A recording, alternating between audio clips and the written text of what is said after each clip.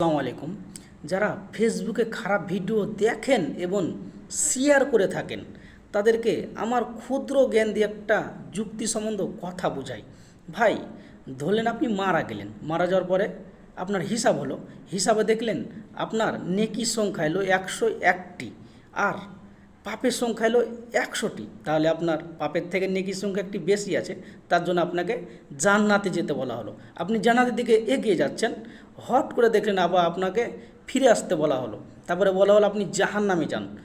তখন আপনি জিজ্ঞাসা করলেন কিসের জন্য আমি জাহান্নামে যাব, আমার তো নেকি একটা বেশি আছে।